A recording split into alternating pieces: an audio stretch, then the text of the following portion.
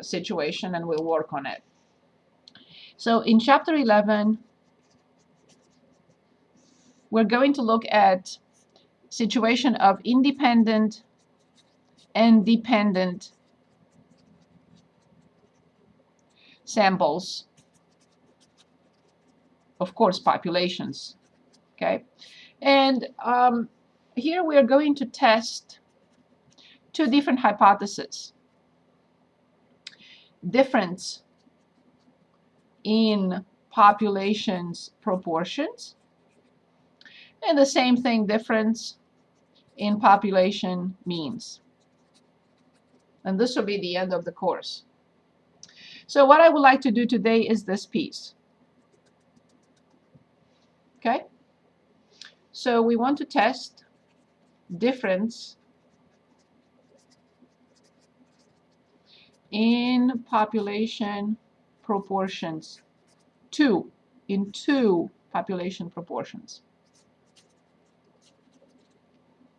Okay? So in other words, we have the null hypothesis this time.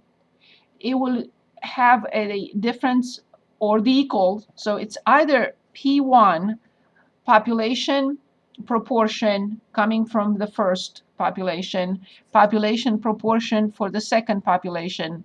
We have two options. We either write that P1 equals P2, right, or that P1 minus P2 is 0. They mean the same thing.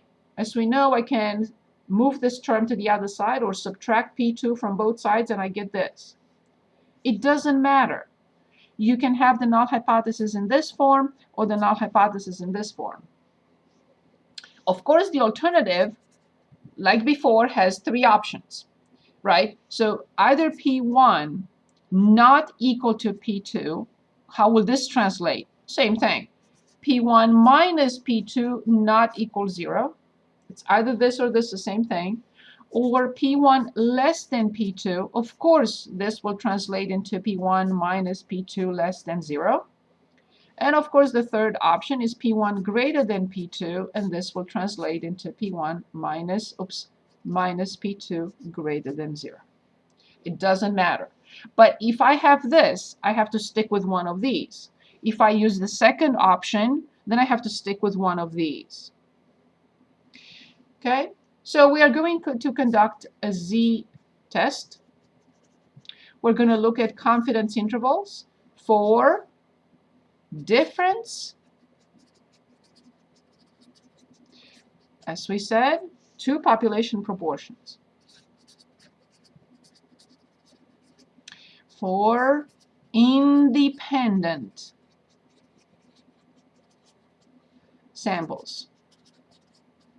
Of course, populations as well. And the conditions will always be the same, right?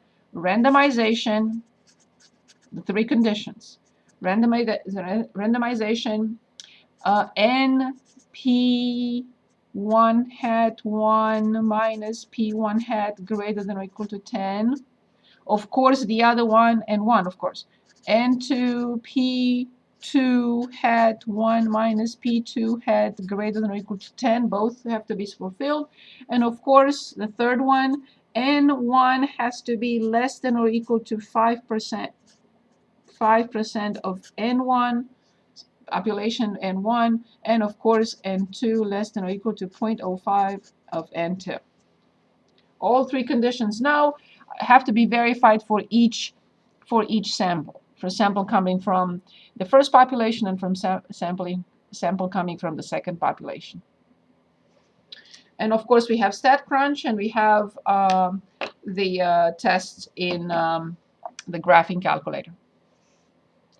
I'm going to share my screen and go directly to the assignment manager here, and this is section 11.3. Good. Everything we did before with one population, now we're going to look at two. And what is extremely important is to understand independent. Let me stop sharing because I want to say one more thing here. So independent samples, dependent samples. Okay. So independent samples are, as we know, that independent means that the probability of selecting as an individual in a sample does not affect the probability of selecting an individual in another sample or in the same sample, right? So we know this. What would the dependent sample look like? So let's say I measure everyone's blood pressure. I think I mentioned that before. And let's say height. So because I have measurements on the same person. So let's say I measure, even a better example, we have two groups. Let's say in a group, we give a particular blood pressure medication, blood pressure med. Here in the control group, we give placebo. It looks the same. It looks the same pill, but this is just water. Okay, this has no effect on the body, but this does. So let's suppose I select 10 individuals. I give them the blood pressure medication, and I measure their blood pressure before and after. So for these 10 individuals, blood pressure 1, blood pressure 2. This is sample 1 coming from all these observations are before the person took. So blood pressure on the second person, blood pressure on the third person, and so on and so forth. So before taking the medication and after taking the medication. So this first sample is not independent from the second sample. So we will not be able to follow the strategy that we will follow for independent, because these two are not independent. They are coming from the same person, before and after. Or let's say I make somebody exercise for 10 minutes. So I measure that person's blood pressure at the beginning of the 10 minutes and then at the end of the 10 minutes. These two samples for each person, they're not independent. They are dependent. So the strategy or the test will not be conducted in the same way. So that's what is very important, right? So if it's dependent, we have a technique.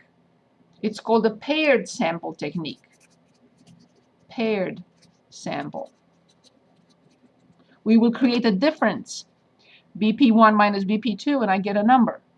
BP2 minus, the first minus the second, or depending on how you want to calculate them. You can calculate this minus this or this minus this. So we create a new single variable, and we conduct the test on this single variable. But here we have independent samples coming from two different populations. They are independent. Okay. Define the phrase independent samples. What is the definition of independent samples? So the sample selected from one of the population is paired. No. The sample selected from one of the population has no effect or bearing on the sample selected from the other population. Correct. All samples of the same size have an equal chance. No. So as we know from probability, when we studied probability, we said they are independent events if the occurrence of the first does not have any bearing. It does not change the probability of selecting the samples to be selected from the other one. Okay? So that's the definition of independent. Okay, who would like to just read this and we'll discuss it step by step? I can. Thank you. It says the primary concern for performing a hypothesis test to compare the means mu1 and mu2 of two populations is deciding whether the mean of population 1 differs from the mean of population 2. Determine the null and alternative hypothesis. Note, always place the mean of population 1 on the left. And then Right. classify the hypothesis test as two-tailed, left-tailed, or right-tailed. Good. Okay. So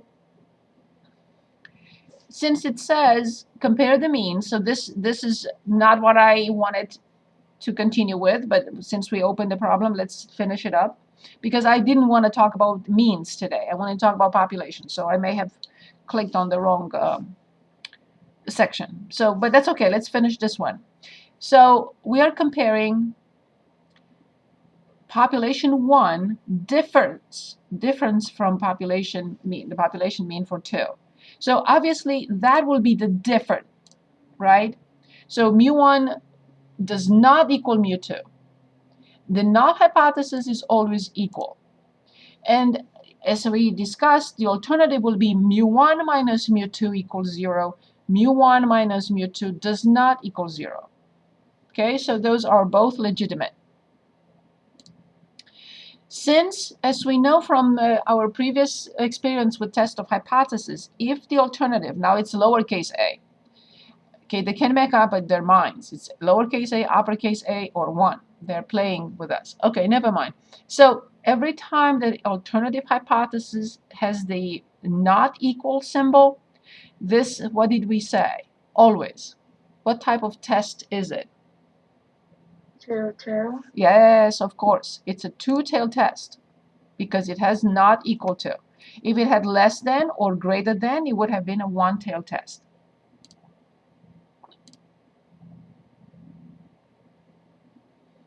Okay, so allow me 1 second. I clicked on now 11.3. They moved the 11.3. Let me just check for 1 second, because I wanted to talk about proportions, not about means today.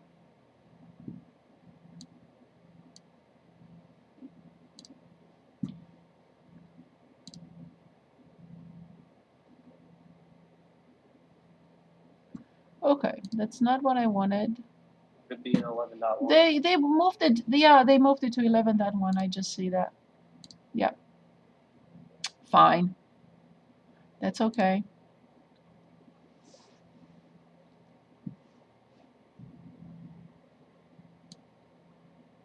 Good. So this is what I wanted to work on. Determine whether the following statement is true or false. The goal of an experiment is to determine the effect that the treatment will have on the response variable. So when we talk about experiments, if you remember, if you recall, we have two options. We have observational studies and experiments. Since I'd like to work on this, so let me just refresh your memory. So we're looking at observational studies.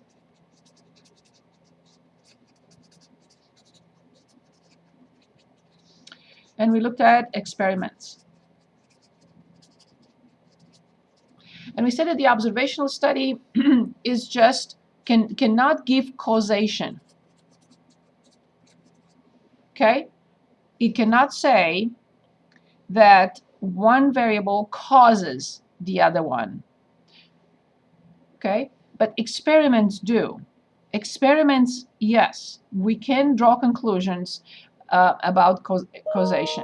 If we conduct a controlled experiment in which we have groups, the treatment group, the control group, and there are a lot of steps to be conducted when we conduct an experiment. Okay? So the question here is asking us, the goal of an experiment is to determine the effect, yes. That the treatment, yes. Treatment, quote unquote, we're not talking necessarily about treatment. We're talking, a treatment could be a new teaching style. A treatment could be a medicine. A treatment could be exercise, right? So it's a quote unquote. It has many meanings when we say treatment. We'll have on a response variable. That's true. That's the meaning of an experiment. That's why the experiment is conducted. To see if, to determine the effect of the treatment that will have on the response variable. So we can draw conclusions.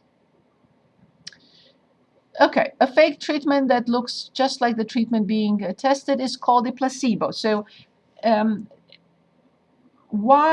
first of all, why do we use something called a placebo? Because we want to compare to see whether the treatment, the real treatment, is helping or not. It's another way of saying, okay, let's eliminate any bias. So this is the placebo. It's a fake treatment. But sometimes in a blind experiment, definitely, the patient doesn't know if the patient takes the medication or the placebo. In a so-called double-blind experiment, not even the medical staff, the doctor knows, not even she or he knows which treatment, which medication, if you want, a particular patient is taking. So that's again for elimination of bias. Blind, the patient doesn't know. Double blind, none of them. There is somebody else in the background who knows, but not the patient and not the doctor in the double blind experiment. You said those remove bias. Yes. So let me just write that down. So in a blind versus double blind. So the blind experiment, patient does not know. Here, both doctor and patient have no clue which of the patients is administered the placebo, or in which is administered the real treatment. Why? Because the doctor may spend more time on a patient taking the treatment. But if he doesn't know, he will treat everyone equally. And it's better that he doesn't know, not because we don't trust them, it's just because even for the integrity of the test, the integrity of the experiment, it's better than the doctor doesn't know. So he treats everyone differently, everyone the same, so there is no difference between patients. He doesn't know, the patient doesn't know, nobody